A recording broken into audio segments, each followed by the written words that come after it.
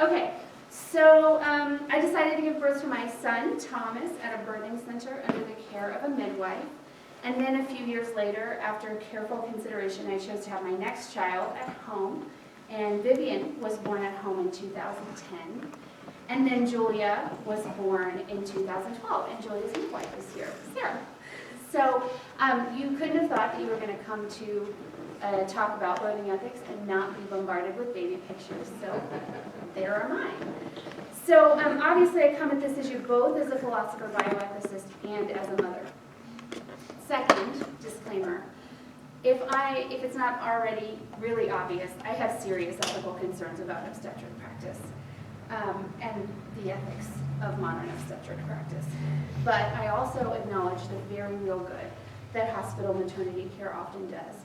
So this is my friend Christine and her son Deborah.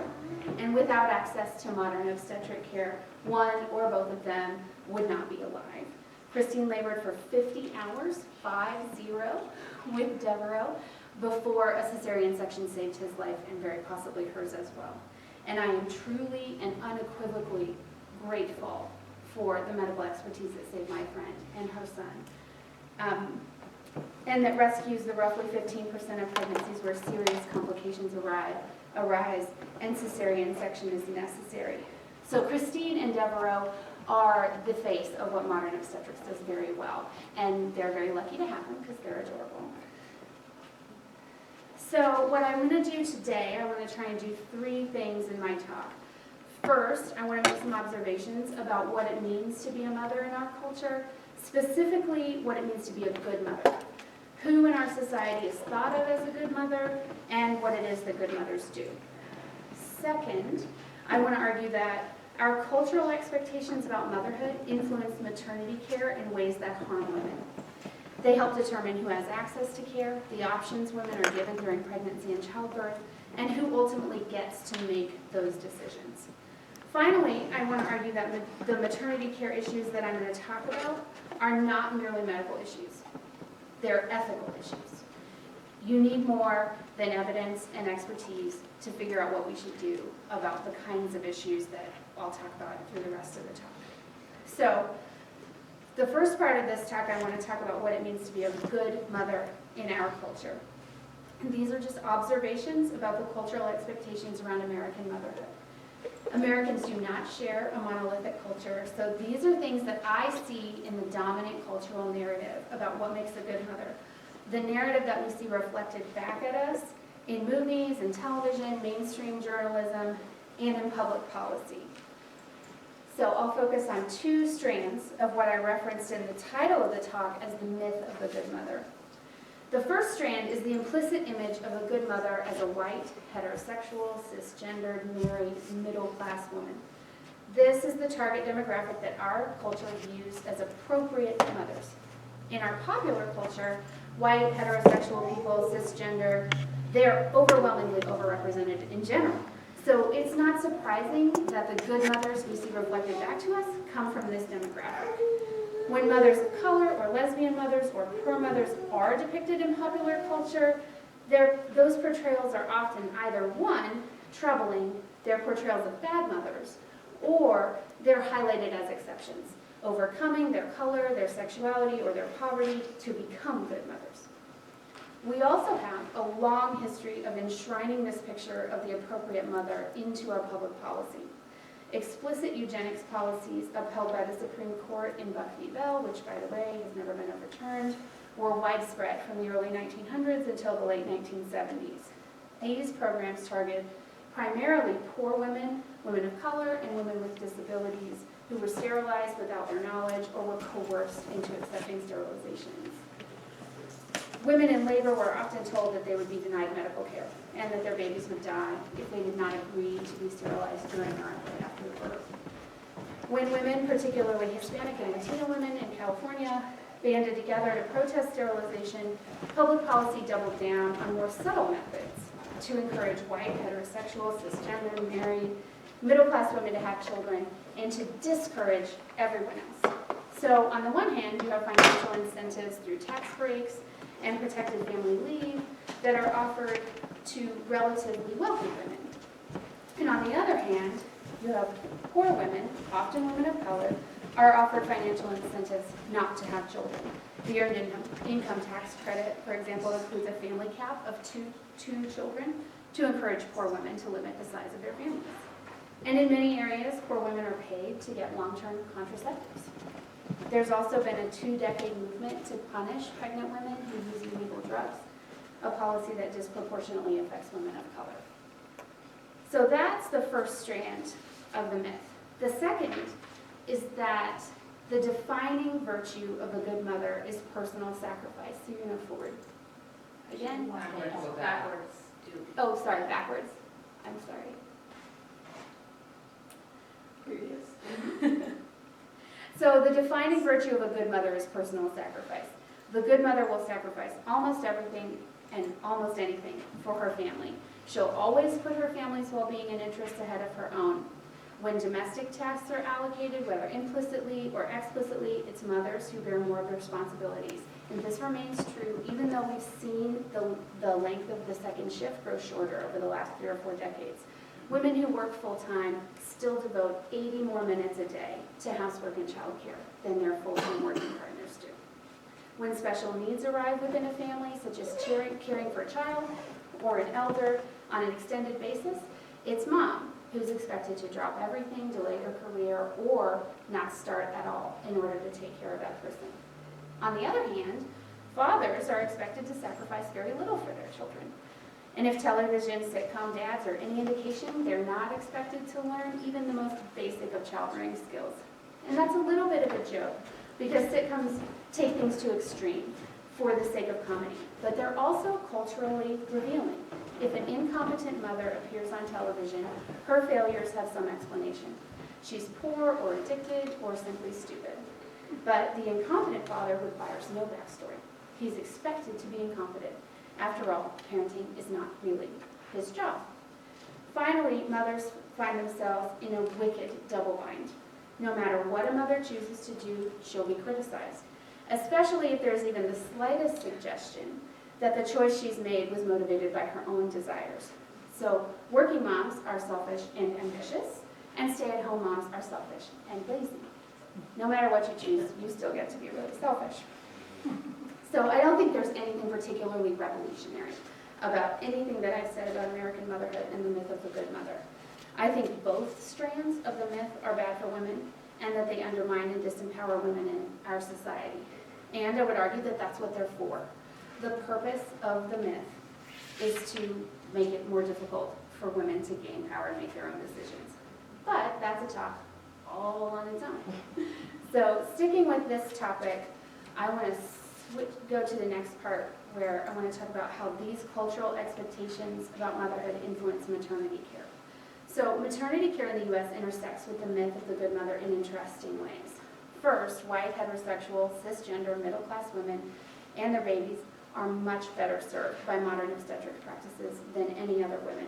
They have much better health outcomes than anyone else. The disparities in infant and maternal outcomes in this country are shocking, embarrassing, and infuriating. Racial and ethnic minorities are less likely to be able to access prenatal care. Black women are 3 times more likely to have a miscarriage than white or Hispanic women, even when they can access prenatal care early. Black women, their babies are more likely to be born early or dangerously small, or both. And Black women are 4 times more likely to die as the result of childbirth than white or Hispanic women, even though they are no more likely to experience high-risk conditions like preeclampsia, postpartum hemorrhage, placenta previa, or placental abruptions. And when they do experience those conditions, they're no more severe. So I'll repeat. Black women are 4 times more likely to die having a baby than other women, even though they experience potentially life-threatening conditions in almost exactly the same way other women do. So these disparities are shocking, but they probably shouldn't be. Racial and ethnic minorities and poor people have worse health outcomes overall. It would be nice if maternity care were an exception, but it's clearly not. And there are many reasons for health disparities. It's a very complicated situation. But when it comes to maternity care, we shouldn't overlook the role that culture and the relative social position of women play in disparities. To give you just one example, the article from the American Journal of Obstetrics and Gynecology that I've been drawing on to talk about these disparities uses language that I think reinforces the myth of the good mother. When the authors discuss how closely these poor outcomes are associated with a lack of prenatal care, the phrase that they use, and I quote, is women who fail to present for prenatal care. As though poor and minority women just cannot be bothered to show up for their affordable, conveniently located, and scheduled prenatal care where everyone treats them with respect. They just don't care. Obviously that isn't right. And in fact, the paper itself acknowledges that it's not right, and yet still uses this language about women who fail to present. And it may seem like it's not that big of a deal, but it is a big deal when you live in a culture where more than a century of public policy has discouraged women who do not fit our arbitrary ideal from having children. It plays into and reinforces our existing biases about who makes a good mother, and that makes it more likely that poor women and women of color and their babies will have worse outcomes, and it makes it less likely that our society will make the changes necessary to improve those outcomes. All of this is appalling, but it doesn't explain why I wanted to stay away from the typical course of obstetric care. I didn't fit the ideal of motherhood precisely when I had my first child, but I came pretty close. As a white woman with health insurance, and though I wasn't married, my now husband was devoted and involved. So I could pass as perfect mother material. And by the time my last child was born, I fit the demographic perfectly. But I still didn't want to get anywhere near a hospital birth if I could help it. So this section, I'm going to talk a little bit more about why I specifically chose to go with home birth. I think that it probably applies to other people, but I do want to say that I haven't done sociological research to confirm that these are exactly the reasons that every other woman does. But I think that they may be representative. So as it turns out, obstetric care doesn't serve our ideal category of mothers particularly well either. Even if these mothers fare much better than other women, they're still vulnerable to unnecessary harms. The most striking statistic that demonstrates this problem is the rate of cesarean birth. The United States has one of the highest rates of C-section in the world, 32.2% of all births in 2014. This is 2 to 3 times the recommended rate of 10 to 15%. When a society like ours gets above the 15% cesarean rate, those excess surgeries likely have no medical benefit, and many actually harm patients. And we have good evidence that cesarean sections harm women in America all the time. Adverse outcomes for women are more common with cesarean delivery than with vaginal birth. Cesarean puts women at a higher risk of everything from death to infection and chronic pain. It puts women's future fertility at risk. And this is something that I don't think gets nearly enough attention. I don't think that enough women know that if you have that first cesarean, you may not end up with the family that you want. You may not be able to have the second or the third baby. So I knew I didn't want a cesarean. And I also knew that standard treatments in hospital births increase the chances that a woman will end up having a C-section. When labor is induced and/or an epidural is used for pain control, the chances of cesarean delivery increase dramatically. Inductions, like cesareans, occur at a much higher rate than is medically indicated. 40% of pregnancies are induced, but it's estimated that for only 10% is that medically necessary. And induction makes it much, much harder to avoid epidural, because induced labors are much more painful than natural labor. But even if I were to be able to refuse induction and an epidural, there were other procedures that are standard in the hospital that I also wanted to avoid. Things like IV fluids and continuous fetal monitoring that can restrict movement and make managing pain more difficult, which will increase your chance of an epidural, which will increase your chance of a C-section. There are also restrictions on eating and drinking during labor that made me worry about becoming exhausted if my labor lasted more than a few hours. Not to mention routine vaginal exams that are, invasive. So there's no evidence that any of these very common requirements of hospital birth provide any medical benefit to women or their babies. But they can make a laboring woman really, really miserable. And I felt sure that they would make me miserable. So I opted out of obstetric care altogether. And again, there are many reasons why hospital births happen the way that they do. without the support of evidence and, to my mind, with too little regard for the low-risk, healthy pregnant woman's well-being. I'm convinced that one of those reasons is the cultural narrative that good mothers sacrifice themselves for their children. We are willing to accept obstetric practices that actually do harm to mothers when there's even the most vanishingly small, actually imaginary chance that it will benefit their baby. When it just sort of logically seems like it should be better for the baby, when we just feel like it should be, or simply because good mothers make sacrifices for their children. Indeed, they define their maternal identity and earn their credibility as mothers through those kinds of sacrifices. In our culture, it just doesn't strike us as that big of a deal. After all, at the end, you get a healthy baby. That's what you hear over and over again. All I want is a healthy baby. All I want is a healthy baby. And isn't that worth the fourth-degree tear, or the epidural migraine, or the C-section? Never mind that you could have had that healthy baby without suffering those things. You have a healthy baby. What good mother would complain? Well, here I am, complaining. There are obvious ethical problems with maternity care in the U.S. The outcome disparities between black women and white women. Oh yeah, keep going, I'm sorry. One more. The outcome disparities between black women and white women and Hispanic women are deeply unjust. The access disparities between wealthy women and poor women are deeply unjust. And while they're caused by lots of different factors, one of those factors is who counts as a good mother in our culture. And we ignore this factor to our ethical peril. It is difficult to motivate reforms that will resolve the access issues and improve the outcomes of poor women and women of color when there is a strong cultural bias that says that these women shouldn't be mothers at all. The ethical problems with obstetric care for all women may not seem as extreme, but they are no less serious. It is wrong to standardize interventions that routinely hurt women but have no evidence of benefit for anyone. And it's not obvious to me that those interventions would be ethically permissible even if there were some evidence of benefit for babies. We'd have to discuss it. We'd have to look at the evidence. We'd have to weigh the risks and benefits. We'd have to figure out how much of a risk is it worth. And we don't have that discussion at all. And here's where I bring into the part of the decision-making process that I used in deciding against hospital birth that I left out before. This is where I really ran afoul of the second strand of the myth of the good mother, the part of the myth that says that good mothers sacrifice.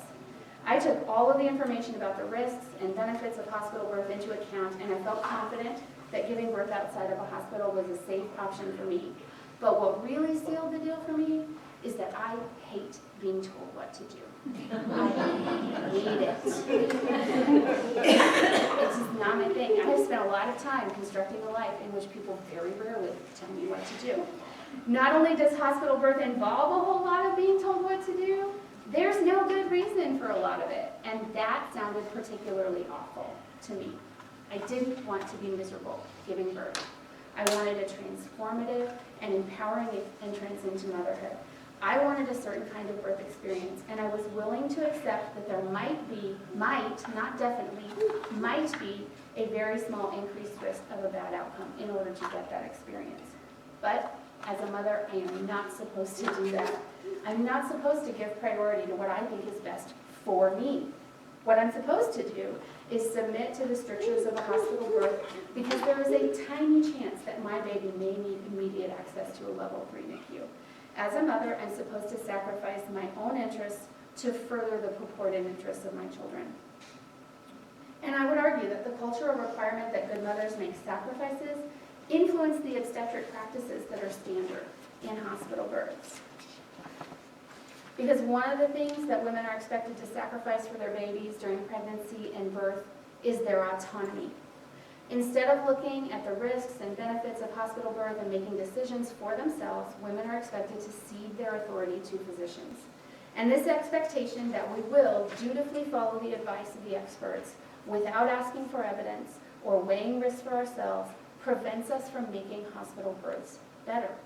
When women and doctors define motherhood as sacrifice, it prevents us from taking harms to women during birth seriously.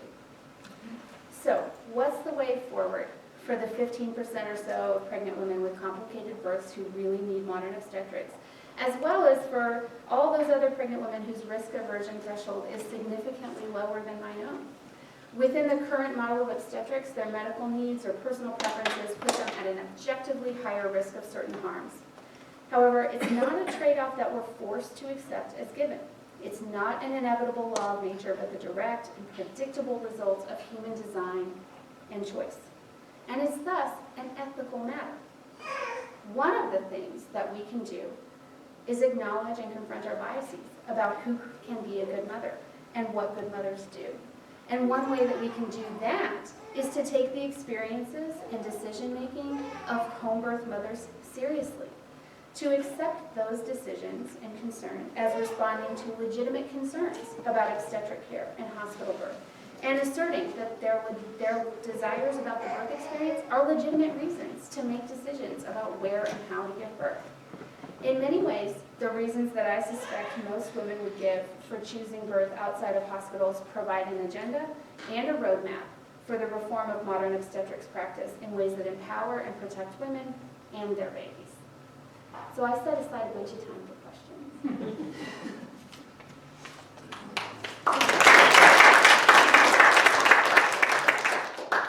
There are tons of other issues that come into this decision, right? There's lots of it, and we can talk about whatever you want. So can I just ask a point of clarification? Yeah. You said that you made the decision to forego obstetrics altogether. Did you not have prenatal care? I had a midwife. I've never seen an obstetrician in my life. But you did have prenatal care? Oh, yeah. Yeah. Can you go into more of the difference? Because that's a very, very common mindset that folks seem to have, that, oh, I didn't have an obstetrician, well, you didn't have prenatal care. Yeah. And also clarify lay midwife versus nurse midwife. Yeah, so I'm going to start with Actually, lay I'll versus hear your nurse. questions on that. So repeat and then answer the question. Okay. So first of all, this question about whether choosing a midwife means that you have prenatal care. It does. When you choose a midwife, she follows you throughout your entire pregnancy, and you get the same amount of more time with her than you probably would with an obstetrician. You have access to all the same tests if you want them. So the course of prenatal care, I think, is similar. But I say I avoided obstetric care because I've never had an obstetrician. And there are different ways of thinking about pregnancy and childbirth in the obstetric model versus the midwifery model. Then the difference between lay and nurse midwives. So nurse midwives are nurses, and lay midwives are direct entry midwives who don't have a nursing degree. And I had both midwives. My first midwife was a nurse midwife who had been a labor and delivery nurse for like 25 years. And then my next two midwives were both direct entry midwives. And how would you distinguish the care you received from the different? Well, my first birth was in a birthing center. So, I mean, the location was different. I wouldn't distinguish the level of care that I received at all. I mean, personally. I was just going to clarify. So I'm a nurse midwife, but we try to avoid lay midwife as a term, and I would say traditional midwife. Traditional. Just because lay is kind of derogatory. Yeah. Yes, absolutely. I'm trying to change my wording too, so Yeah, no, it's that's important to good. recognize the experience and expertise of both types of midwives. Yeah. And like I said, for me, I mean, it was quite a bit different because I gave birth at home with traditional midwives. But there was to my mind, no difference in the level or the quality of the care that I got in either setting with either. I want to ask, and this is open to anybody, what do you think was the shift either in our culture or our healthcare system, where obviously midwifery care was a practice we used to hold, in large proportion, but as far as now, we moved away from that, where we see in European countries, it's still a modern practice. Well, first of all, I think that that's another one of those things that's probably complicated and probably has a number of different explanations. I think that there were financial incentives Yes. for obstetricians to drive midwifery to the brink of extinction. I think that's probably the best explanation you can come up with. And the communities where midwifery was really commonly practiced and was part of the culture, in a lot of cases, those were the frontier or impoverished areas. So in the South and on the frontier, you had midwives, and as obstetricians marched out collecting money, they just disappeared. Yeah, and as obstetricians took over, more and more midwives tended to be immigrants, and immigrants were only accepted within their own communities, and so as those communities assimilated, one of the things they assimilated into was obstetric care. Leslie, I'm curious, with your midwife, did you establish a contingency plan in the event that you found yourself in crisis, as you pointed to your friend? Yeah, so midwives practice usually with, I think it's legally required. I meant to read the article I have on law and midwifery, and I didn't get a chance. But they have a relationship with an obstetrician who will consult on complicated cases and also accept their transfers if you come up with a complication that requires you to deliver in the hospital. Under scope of practice, must you practice under an obstetrician? Depends on the state. In the state of Missouri, yes. CPM's doing that. I'm a certified professional midwife or direct entry midwife, and we do not have any requirement to do that. So what do you We're do? independent. What if you do if you run into a problem?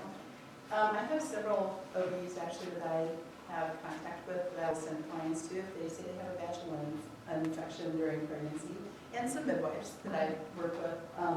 I send them to someone who can actually prescribe for them because I cannot. And if there's a problem in labor, if it's an emergency, they take you to whatever the closest hospital is. I would say that's not always the best option for us, but we always have an emergency transfer plan. That's discussed, that's actually a requirement for me. So, in my profession, so we discuss that, where's the closest hospital, what's our preferred hospital? Because some hospitals in the area are much more welcoming to home birth transfers than others. And do you work as a team, or is it just you and the mom? Do you I have other have- people on yours? Students who work with me, this is one of my students who's a nurse. I have another one who's also a nurse. And I'll practice that with labor nurse in an area hospital. Yeah, they're not always nurses, by any means, but I always have a student that is with me. If not, if I just happen to not have a student at that time, then I ask another midwife to be at the birth with me. I don't think that's safe to have just one person there. I had 3 midwives at my birth. There you go. Sometimes we like a party. I'm pretty sure when Julia was born, you were there and you had two apprentices at the time. One that was really close to being done, and one that was just starting. Can I clarify nurse midwives just a little bit? So nurse midwives in Kansas and Missouri both require a collaborative practice agreement with a physician, and we're licensed as advanced practice nurses. So similar to like a nurse practitioner. And nurse midwives in general practice in the hospital. So about 95% or so of nurse midwife births are in the hospital. And then birth centers, I would say, would be the remainder occasionally. Not really in our area very much. A nurse midwife may be in the home, but it's pretty rare around here. And someone said something about practicing under a physician, and I always have to do my joke that I've never practiced under a physician. That sounds really uncomfortable. So I practice in collaboration, and there's many states, half the country right now has lifted that requirement, and they're independent providers. We still always work in collaboration though, because you have partner, I mean, like I have a cardiologist that I'll send someone to if they have a murmur, or I have a, different types of specialists and that kind of idea. So is that 95.5 rare come from you or come from the mother? Midwives practice where they're comfortable, and most nurse midwives come from the nursing background where they've been a labor and delivery nurse in a hospital, and so that's probably our comfort.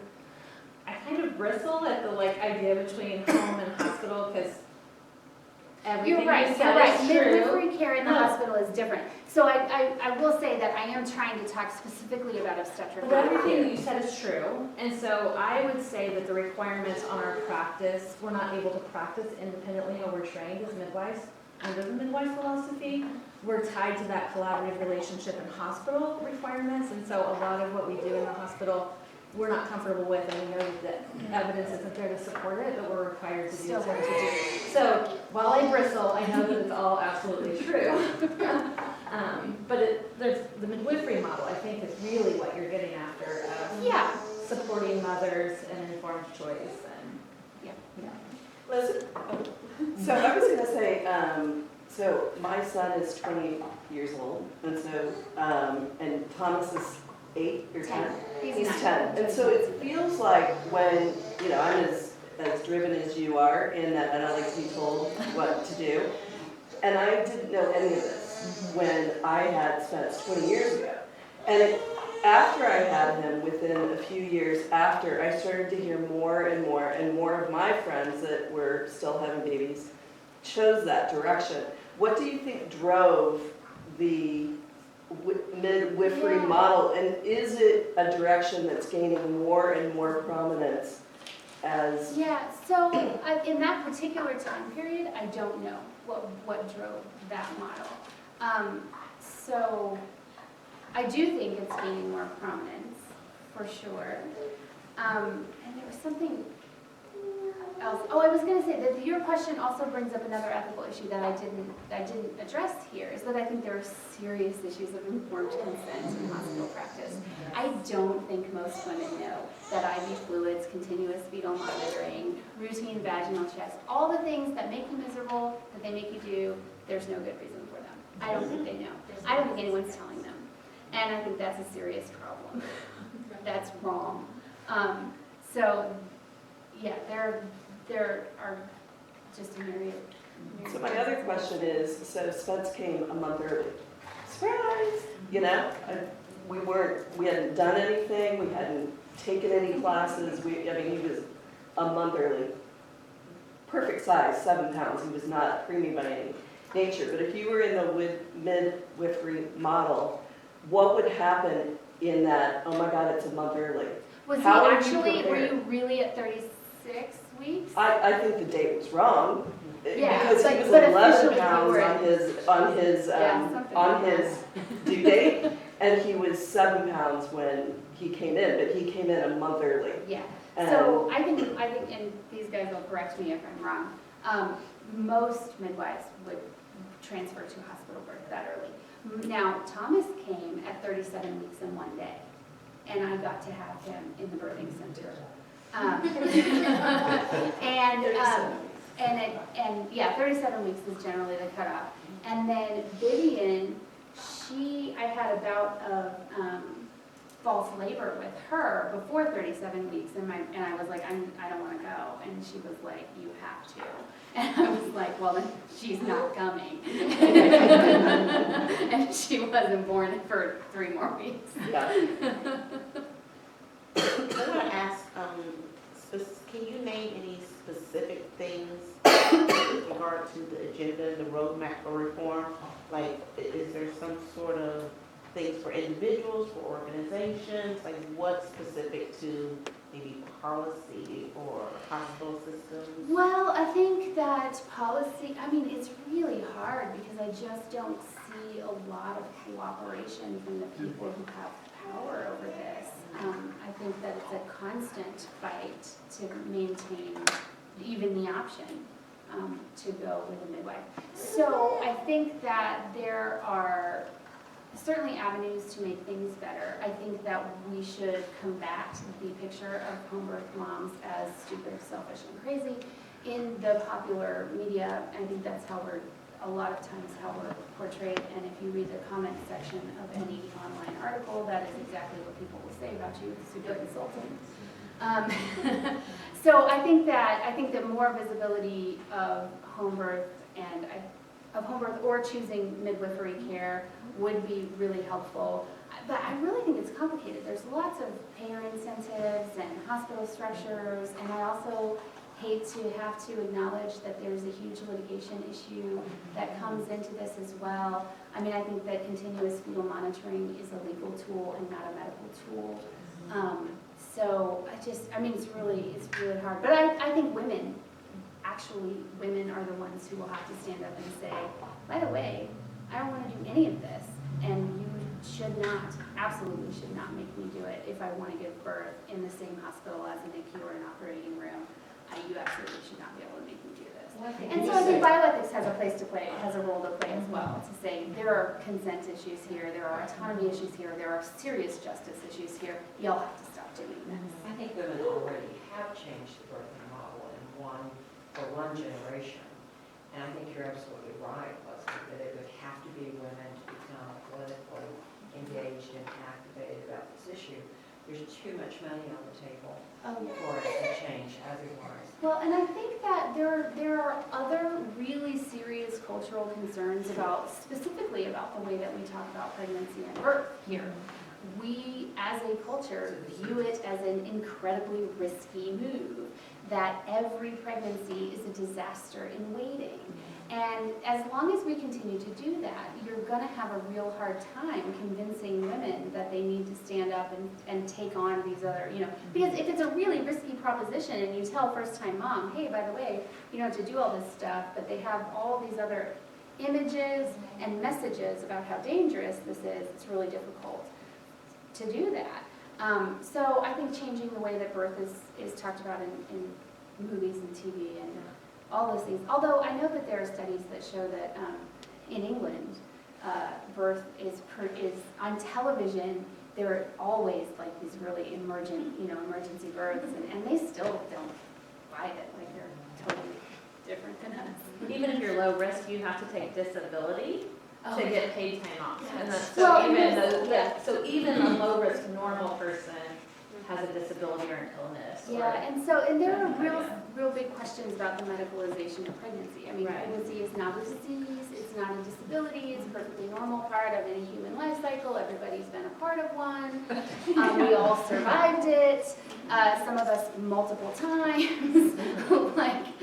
We need to start reclaiming birth as a personal family experience and stop thinking about it as a medical experience. And here, the center does a lot of work in end-of-life care. There are tons of parallels between there. We need, in the same way that we need to reclaim death, we need to reclaim birth in exactly the same ways.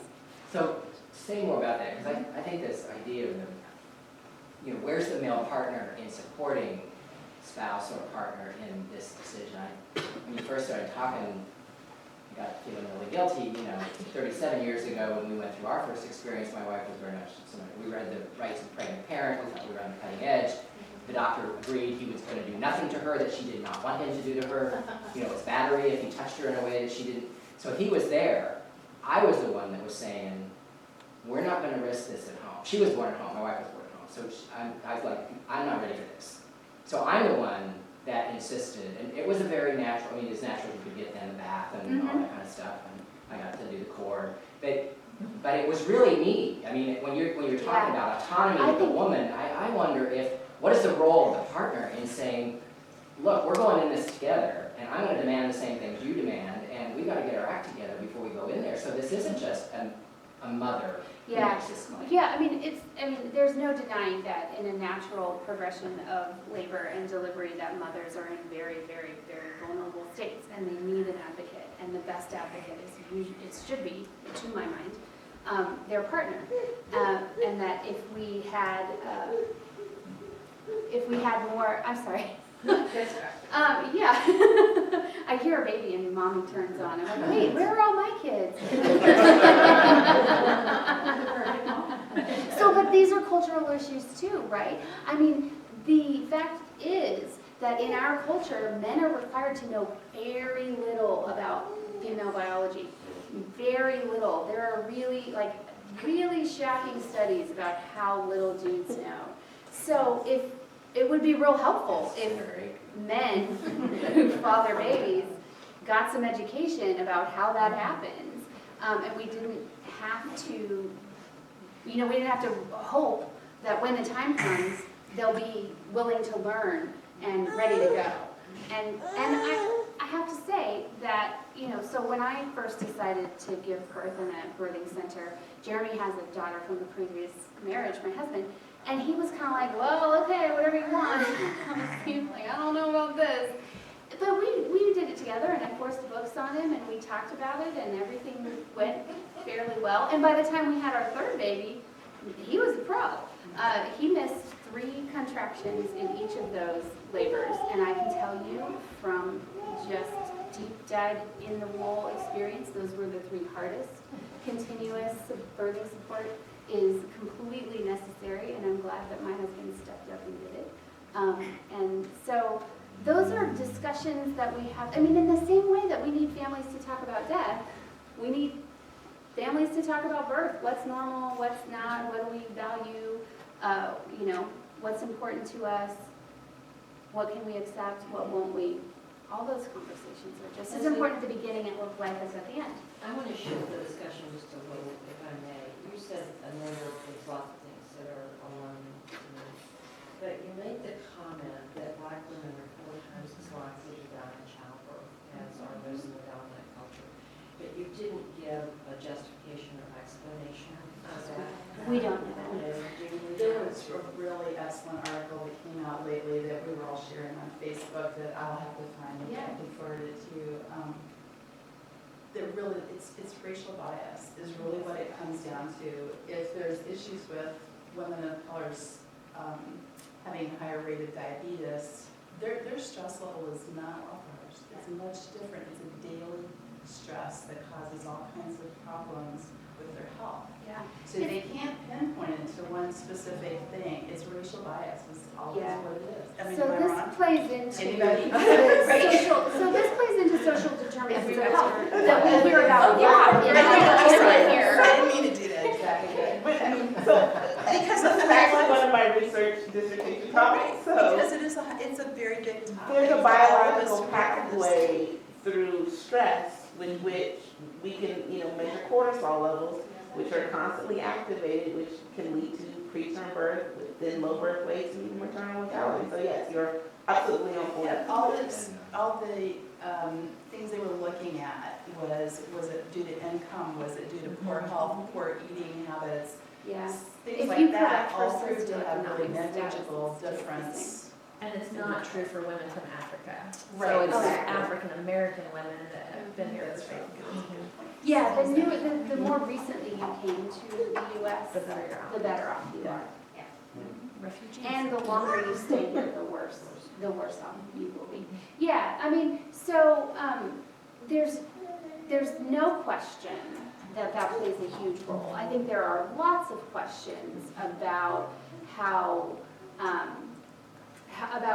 the sort of the very segregated way that we live, the access, those are all social determinants that are due to racism, but are not themselves racist, right? Or not experienced. It's not personally. It's not mediated, personally, infrastructure yeah, it's not a systems. personal It's- aggression right. against you. It happens further away. It's a structural kind of racism.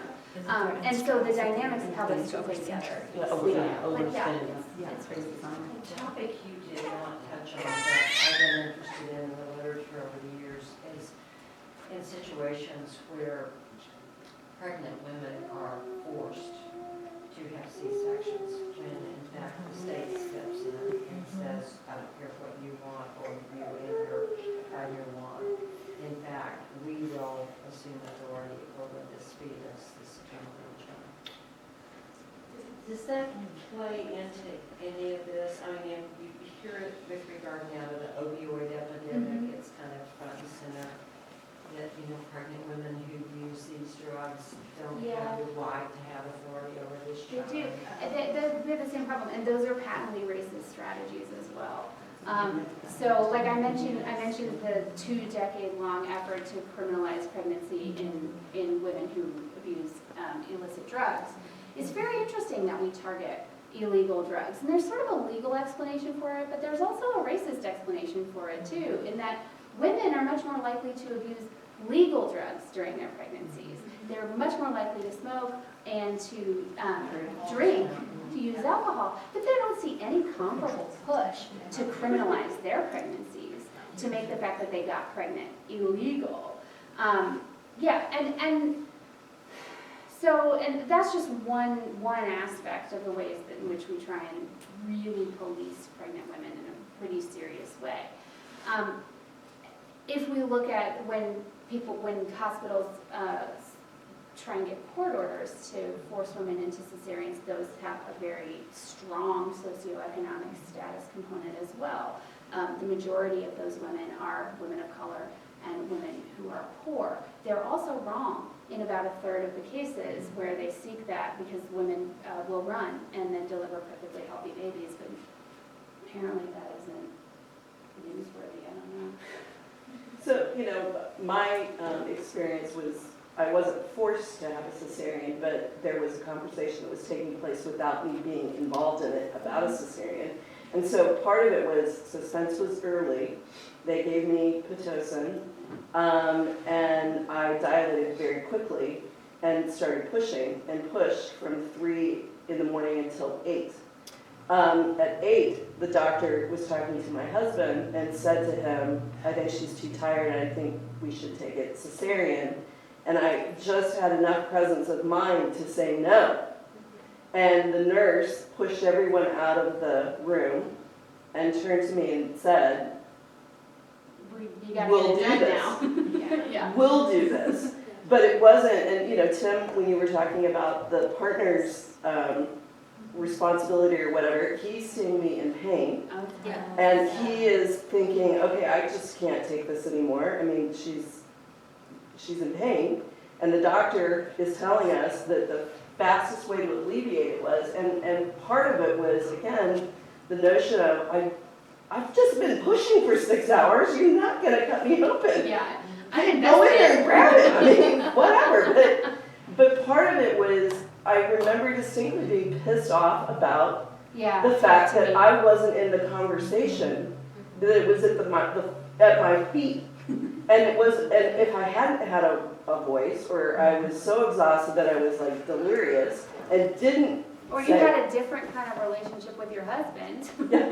Yeah, I mean, he didn't know, and you know, and on top of it, the doctor wasn't even my doctor, right? So because I went a month early, my doctor was not available. So, I mean, so there were all these circumstances that now, when I look at it, it's like, oh God, I wish I would have had a lot more information because I would have chosen something different. Yeah, I think there's something, when you talk about how much more information you wish you had, I think there's something kind of cultural, there's definitely over-medicalization and moving pregnancy into the domain of medicine and making it the responsibility of healthcare teams and doctors. There's also something I think sort of weird in our culture, particularly I think for certain kind of people who occupy certain economic spaces or work in certain ways, where it's just not cool to be interested in pregnancy and childbirth. Like, it's not cool to want to like, it's just like, I'm too busy and important for that, and I'll just let that guy handle it. So I think that's another weird thing that happens Or as well. that's the doctor. This is a segment of respect, and that goes back to socioeconomic, where they've done studies to see the difference between super educated individuals, regardless necessarily of race, and Yeah, this the educational, just how it all plays in, and to go off of,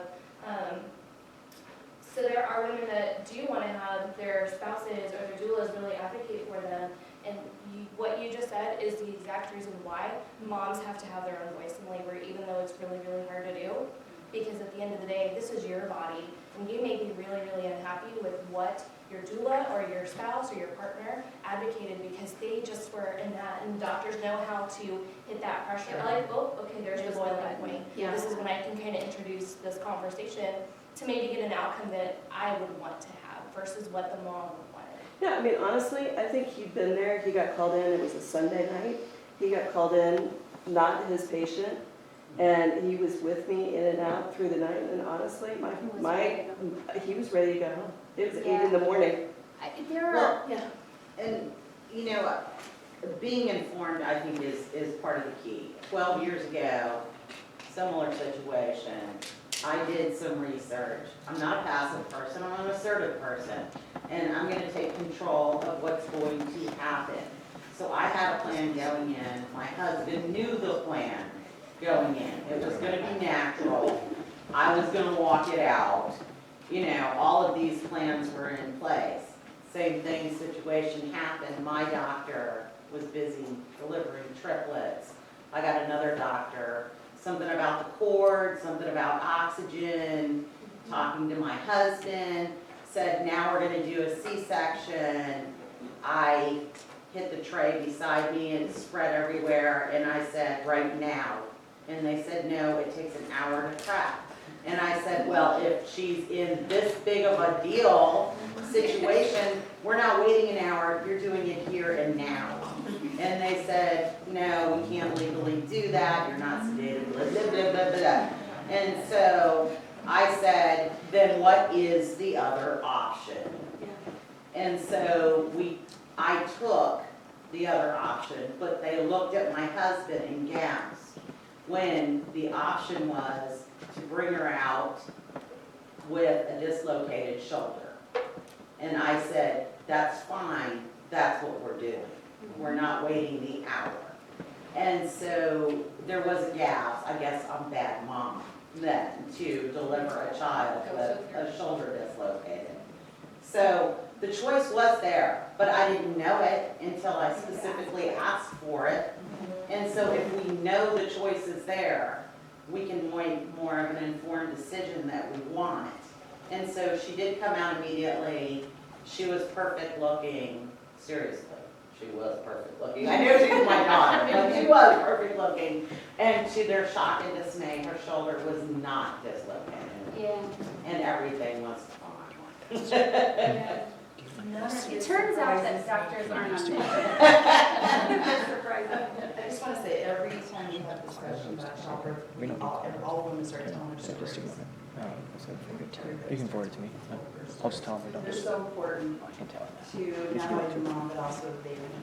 And one of the things I think should also be part of this discussion is the bioethics of using all these somewhat even experimental at times processes on a baby and on the birth, and not looking at the long-term outcome. A year from now, 5 years from now, 20 years from now. It isn't just physical things that kids can have as an effect of their birth, but emotional as well. There's been some really amazing people who've been studying birth traumas and how it affects people throughout their entire lives. How it affects the mother as well. Yeah, mother. I mean, I'm I know yes. so many people with birth PTSD. Yes. I want to draw an This is a analogy in the huge thing that is not. which this triggers. My youngest daughter, who's 45, and I were talking about the lecture today, Women in the Law. And I raised the issue of birth trauma. And she thought that was the funniest thing she'd ever heard. And this is a kid who's had a lot of trauma in her life. But here's what I think we have to be careful of here. Our oldest daughter was born naturally in Germany under horrible circumstances. It was absolutely horrible birth. Our second daughter, this one, I was completely anesthetized. It was a wonderful experience. So I think we have to be really careful. My work's been around end of life all these years. There is no good death except one that is appropriate with the goals and values of that individual and that family. And I think we have to be careful in this discussion. I'm all for advocating for this, given what I've learned from you, Leslie.